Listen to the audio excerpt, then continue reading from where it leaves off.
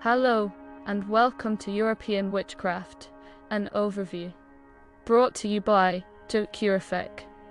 Belief in witchcraft in Europe can be traced to classical antiquity and has continuous history during the Middle Ages, culminating in the early modern witch trials and giving rise to the fairy tale and popular culture which dot character of modern times, as well as to the concept of the modern witch in Wicca and related movements of contemporary witchcraft. In medieval and early modern Europe, accused witches were usually women who were believed to have used magic to cause harm and misfortune to members of their own community. Witchcraft was seen as immoral and often thought to involve communion with evil beings, such as a deal with the devil. It was believed witchcraft could be thwarted by protective magic or counter-magic, which could be provided by the cunning folk. Suspected witches were also intimidated, banished, attacked or lynched. Often they would be formally prosecuted and punished if found guilty. European witch hunts and witch trials in the early modern period led to tens of thousands of executions, almost always of women who did not practice witchcraft. European belief in witchcraft gradually dwindled during and after the Age of Enlightenment. The topic is a complex amalgamation of the practices of folk healers, folk magic, ancient belief in sorcery in pagan Europe, Christian views on heresy, medieval and early modern practice of ceremonial magic, and simple fiction in folklore and literature.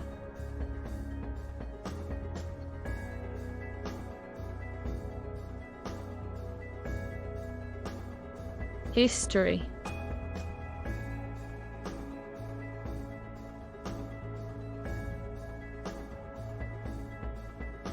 Antiquity.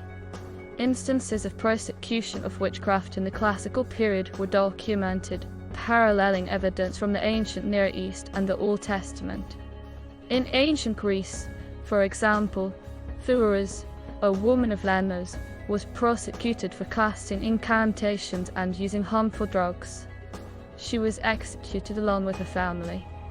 In ancient Rome, black magic was punished as a capital offense by the law of the 12 Tables, which are to be assigned to the 5th century BC, and, as Livy records, from time to time draconian statutes were directed against those who attempted to blight crops and vineyards or to spread disease among flocks and cattle.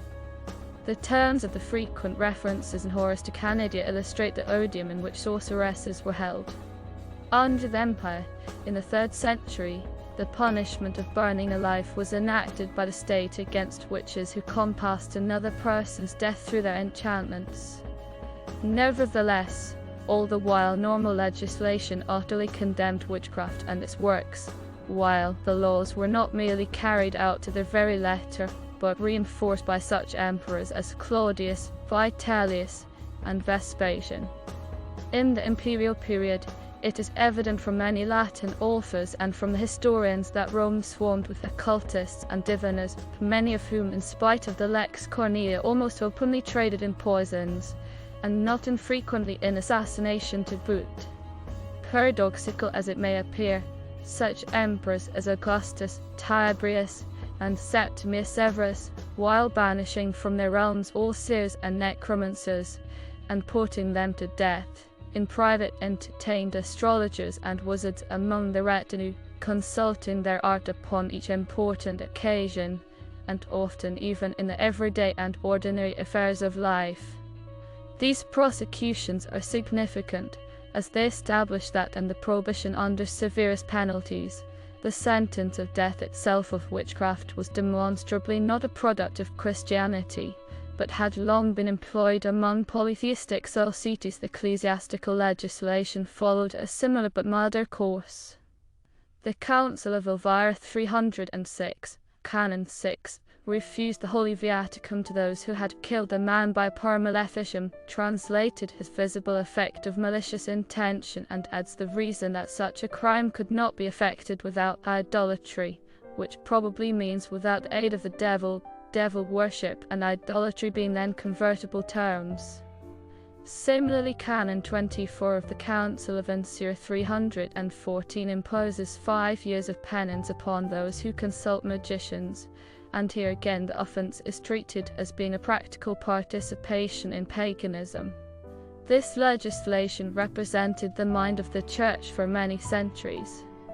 Similar penalties were enacted at the Eastern Council in Trullo 692, while certain early Irish canons in the far west treated sorcery as a crime to be visited with excommunication until adequate penance had been performed. Other early legal codes of most European nations contain laws directed against witchcraft. Thus, for example, the oldest document of Frankish legislation, the Salic Law, which was reduced to written form and promulgated under Clovis, who died 27 November 511, punishes those who practice magic with various fines, especially when it could be proven that the accused launched a deadly curse or had tied the witch's knot.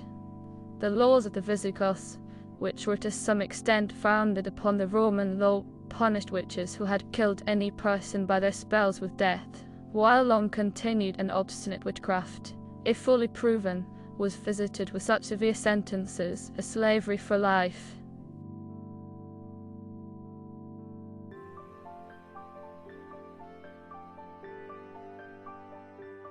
Christianization and early Middle Ages. The Pactus Legislamentorum, an early 7th Code of Laws of the Omni Confederation of Germanic Tribes, lists witchcraft as a punishable crime on equal terms with poisoning. If a free man accuses a free woman of witchcraft or poisoning, the accused may be disculpated either by 12 people swearing an oath on her innocence or by one of her relatives defending her in a trial by combat.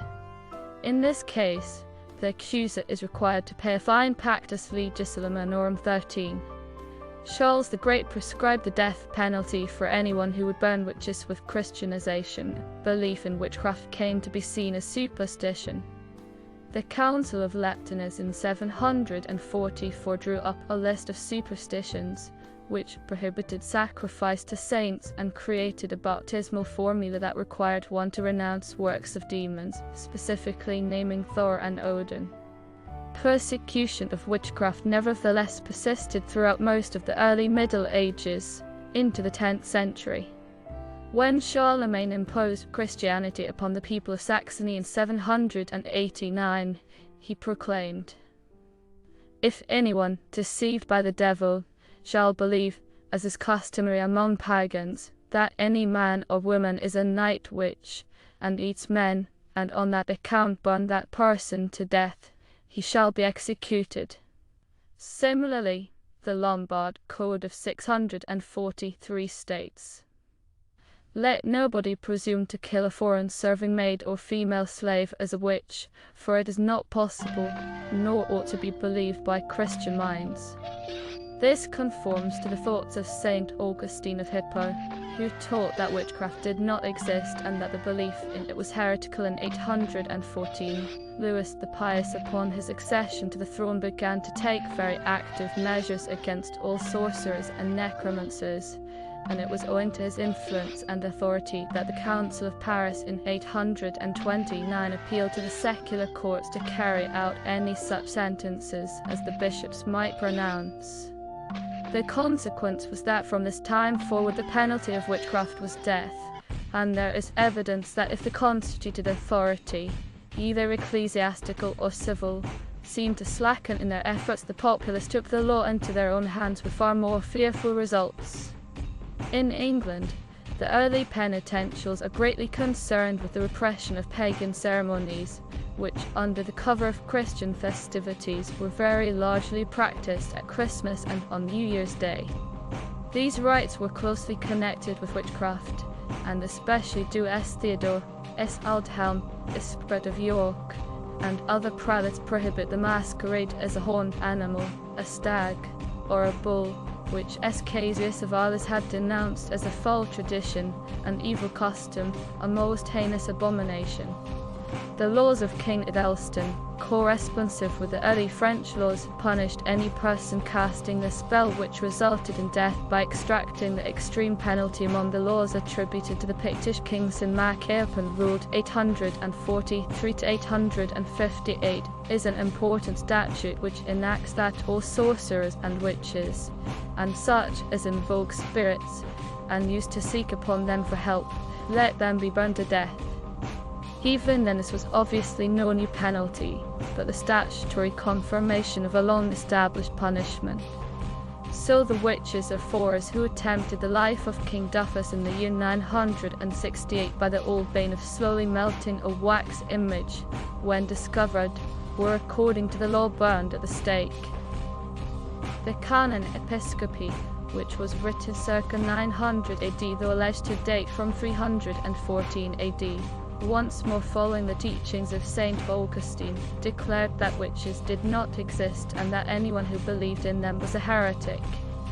The crucial passage from the Canon Episcopi reads as follows: "It is also not to be omitted that some unconstrained women, perverted by Satan, seduced by illusions and phantasms of demons, believe and openly profess that, in the dead of night, they ride upon certain beasts with the pagan goddess Diana, with a countless horde of women, and in the silence of the dead of the night to fly over vast tracts of country, and to obey her commands as their mistress, and to be summoned to her service on other nights.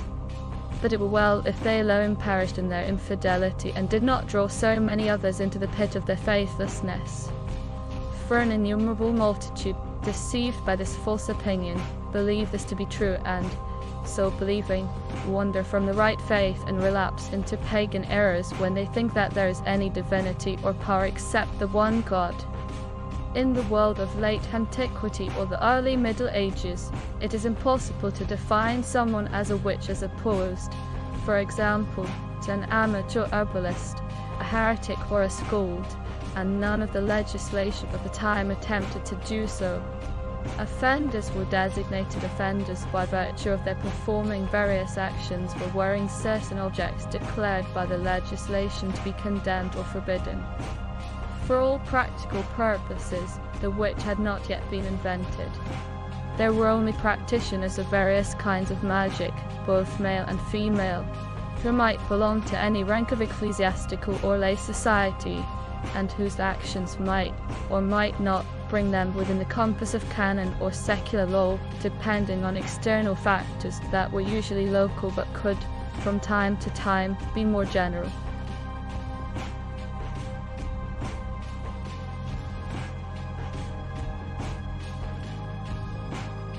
Early modern witch hunts.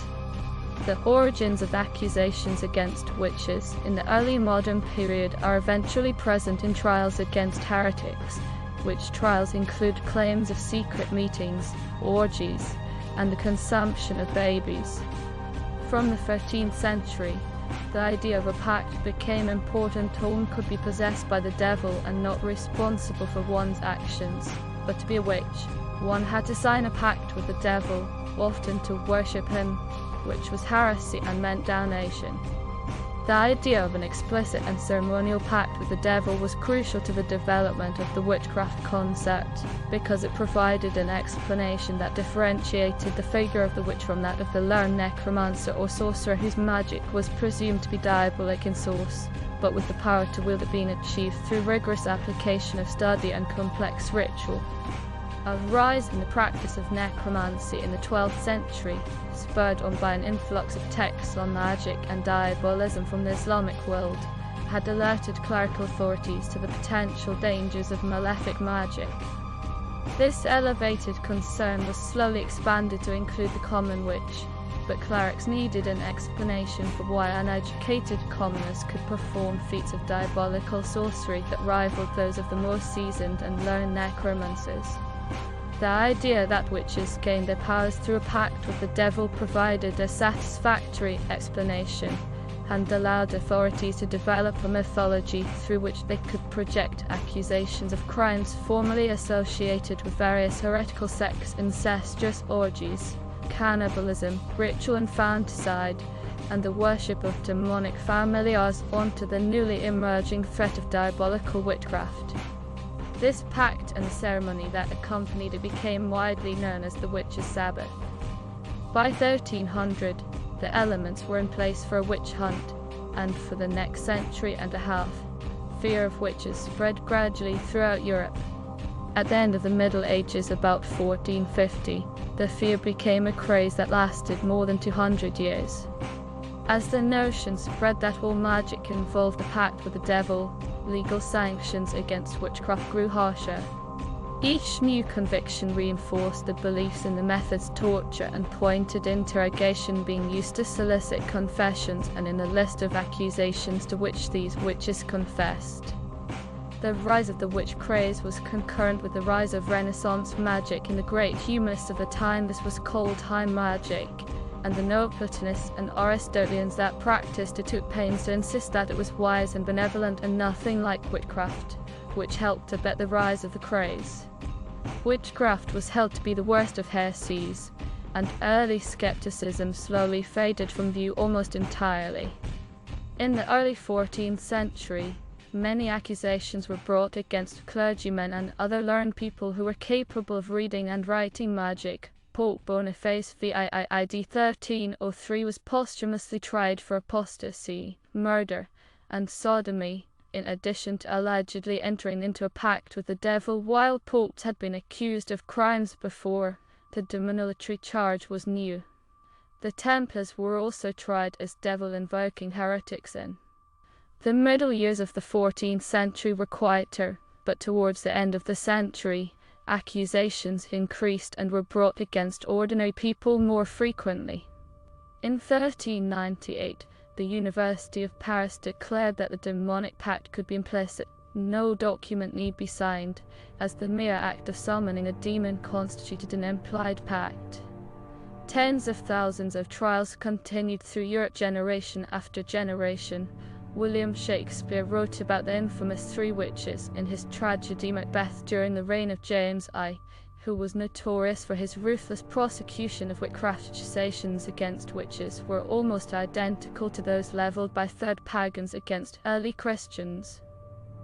In chapters of Octavius, Caecilius, the pagan opponent of Christianity, accuses Christians of rejecting ancestral beliefs and of failing to imitate the piety of the Romans. Chapter 6, of failing to understand the communication of gods with humans. Chapter 7, of denying the existence of many gods and accepting only the dregs of society, the most shameful people, into their assemblies and organizing dreadful, nocturnal, secret meetings. Chapter 8. They practice indiscriminate sexual activity, worship the head of an ass, worship the genital organs of their priests, and initiate novices by making them kill infants and cannibalize them. Chapter 9. The rites are held in secret, and they have no temples. Chapter 10. Finally, they are a subversive sect that threatens the stability of the whole world. Chapter 11. The craze took on new strength in the 15th century, and in 1486, Heinrich Kramer, a member of the Dominican order, published the Malleus Maleficarum, the Hammer Against the Witches. This book was banned by the Church in 1490, and scholars are unclear on just how influential the Malleus was in its day. Less than 100 years after it was written, the Council of the Inquisitor General in Spain discounted the credibility of the Malleus since it contained numerous errors. Persecution continued through the Protestant Reformation in the 16th century, and the Protestants and Catholics both continued witch trials with varying numbers of executions from one period to the next. The Caroline Code, the basic law code of the Holy Roman Empire 1532, imposed heavy penalties on witchcraft. As society became more literate due mostly to the invention of the printing press and errors, increasing numbers of books and tracts fueled the witch fears. The craze reached its height between 1560 and 1660. After 1580, the Jesuits replaced the Dominicans as the chief Catholic witch hunters, and the Catholic Rudolf II presided over a long persecution in Austria. The Jahzzar Mountains in southern Germany provided a small respite from the insanity. There, torture was imposed only within the precise limits of the Caroline Code of 1532. Little attention was paid to the accusations of war by children, and charges had to be brought openly before a suspect could be arrested. These limitations contained the mania in that area. The Nuns of Loudon 1630, novelized by Aldous Huxley and made into a film by Ken Russell, provide an example of the craze during this time. The nuns had conspired to accuse Father Urbain Grandier of witchcraft by faking symptoms of possession and torment. They feigned convulsions, rolled and gibbered on the ground, and accused Grandier of indecencies.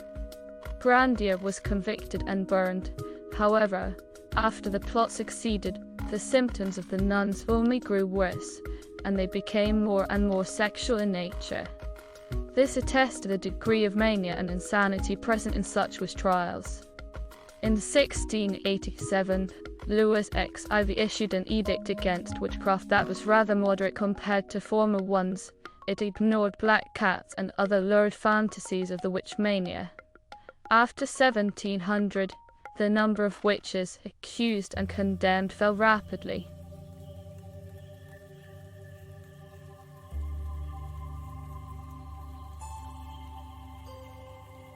Witchcraft in Britain. In England, Scotland, Wales, and Ireland there was a succession of witchcraft acts starting with Henry V's Act of 1542. They governed witchcraft and providing penalties for its practice, or rather for pretending to practice it. In Wales, witchcraft trials heightened in the 16th and 17th centuries, after the fear of it was imported from England.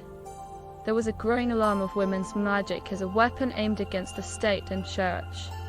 The church made greater efforts to enforce the canon law of marriage, especially in Wales, where tradition allowed a wider range of sexual partnerships. There was a political dimension as well, as accusations of witchcraft were levied against the enemies of Henry VII, who was exerting more and more control over Wales. Records of the courts of Great Sessions for Wales show that Welsh custom was more important than English law.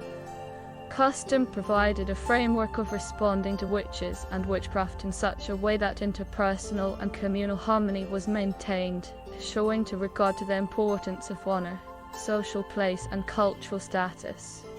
Even when found guilty, execution did not deter becoming king in 1603. James I brought to England and Scotland continental explanations of witchcraft. He set out the much stiffer Witchcraft Act of 1604, which made it a felony under common law. One goal was to divert suspicion away from male homosexuality among the elite and focus fear on female communities and large gatherings of women. He thought they threatened his political power, so he laid the foundation for witchcraft and occultism policies, especially in Scotland. The point was that a widespread belief in the conspiracy of witches and a witch's Sabbath of the devil deprived women of political influence. Occult power was supposedly a womanly trait because women were weaker and more susceptible to the devil. Enlightenment attitudes after 1700 made a mockery of beliefs in witches. The Witchcraft Act of 1735 marked a complete reversal in attitudes. Penalties for the practice of witchcraft is traditionally constituted, which by that time was considered by many influential figures to be an impossible crime, were replaced by penalties for the pretense of witchcraft. A person who claimed to have the power to call up spirits, or foretell the future, or cast spells, or discover the whereabouts of stolen goods, was to be punished as a vagrant and a con artist, subject to fines and imprisonment.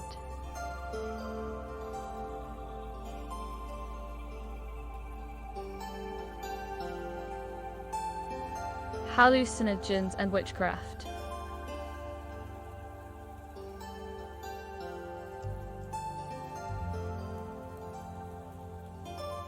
Arguments in favor.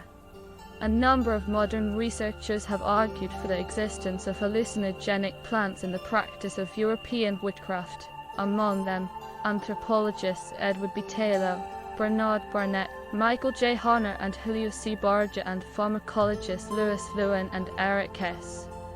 Many medieval writers also comment on the use of hallucinogenic plants in witches' ointments, including Joseph Glanville, Jordanes de Bergamo, Sieur de Beauvais de Chauvincourt, Martin Delrio, Raphael Hollenst, Hans Laguna, Johannes Snyder, Sieur Jean de Nienold, Henry Bogut, Giovanni Porto, Nicholas Remy, Bartholomew Spina, Richard Verstegen, Johann Vincent and Pedro Ciruic. Of the knowledge of herbalism in European witchcraft comes from the Spanish inquisitors and other authorities, who occasionally recognized the psychological nature of the witch's flight, but more often considered the effects of witches' ointments to be demonic or satanic.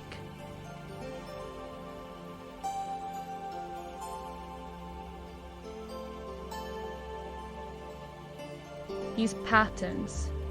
Decoctions of delirium nightshades such as henbane, belladonna, mandrake, or datura were used in European witchcraft. All of these plants contain hallucinogenic alkaloids of the tryptophan family, including hyoscyamin, atropine and scopolamine, the last of which is unique in that it can be absorbed through the skin. These concoctions are described in the literature variously as brews, salves, ointments, philtres, oils, and unguents. Ointments were mainly applied by rubbing on the skin, especially in sensitive areas, underarms, the pubic region, the forehead, the mucous membranes of the vagina and anus, or on areas rubbed raw ahead of time. They were often first applied to a vehicle to be ridden, an object such as a broom, pitchfork, basket, or animal skin that was rubbed against sensitive skin. All of these concoctions were made and used for the purpose of giving the witch special abilities to commune with spirits, transform into animals like lycanthropy, gain love, harm enemies, experience euphoria and sexual pleasure, and important light to fly to the witch's Sabbath.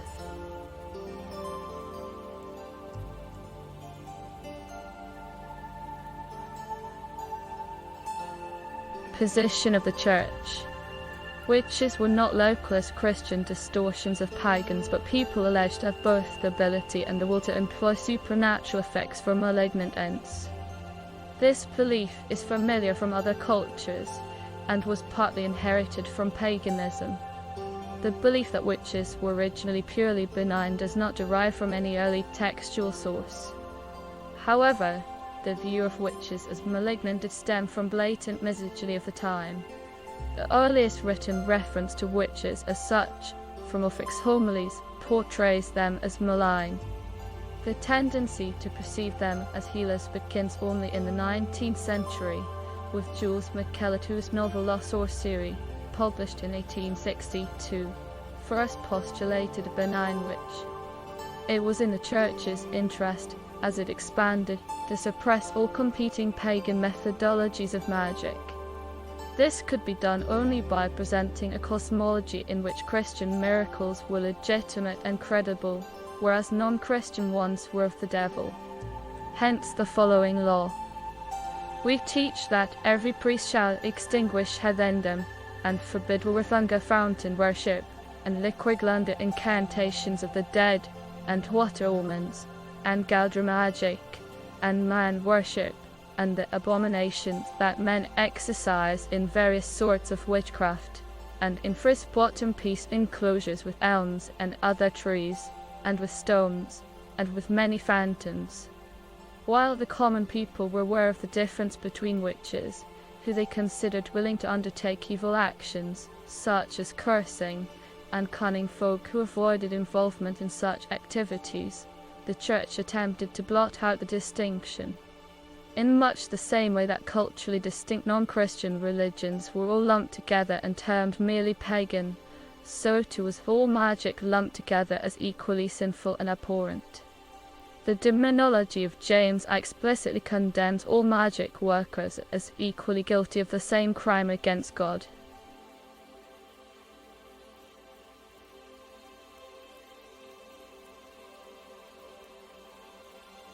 Witch stock character.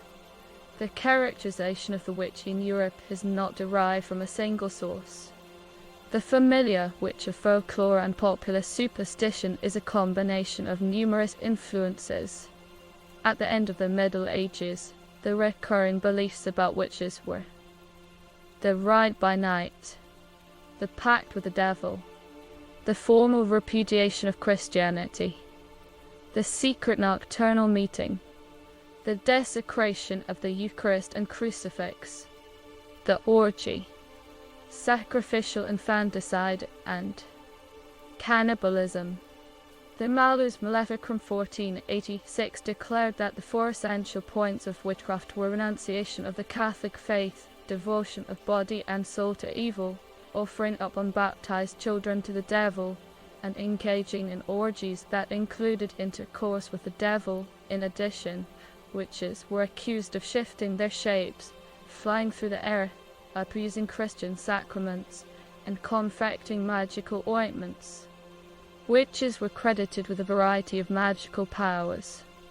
These fall into two broad categories: those that explain the occurrence of misfortune and are thus grounded in real events, and those that are wholly fantastic.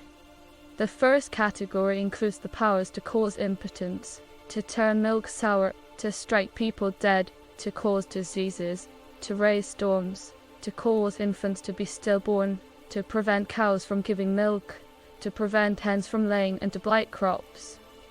The second includes the power to fly in the air, to change form into a hare, to suckle familiar spirits from warts, to sail on a single plank, and perhaps most absurd of all, to go to sea in an eggshell. Witches were often believed to fly on broomsticks or discus, or occasionally upon unwilling human beings, who would be called hag-ridden. Horses found sweating in their stalls in the morning were also said to be hag-ridden. The accused witch Isabel Cody gave the following charm as her means of transmuting herself into a hare: I shall go into a hare with sorrow and sight and mickle care, and I shall go in the devil's name, while I come home again.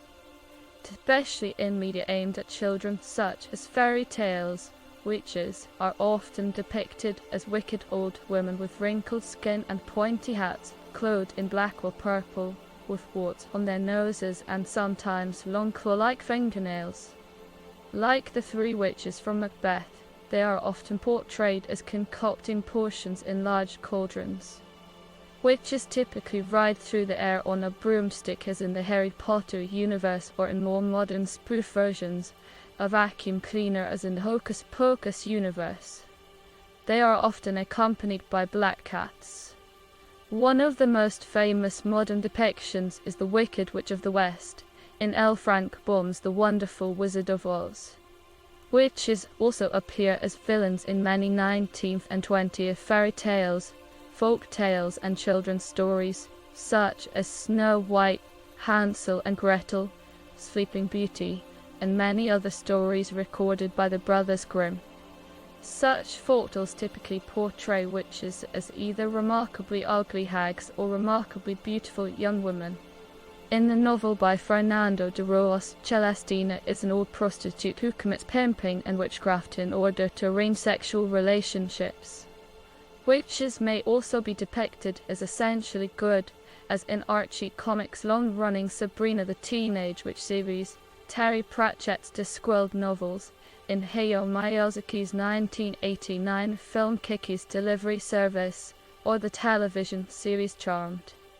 Following the film The Craft, popular fictional depictions of witchcraft have increasingly drawn from Wiccan practices, portraying witchcraft as having a religious basis and witches as humans of normal appearance.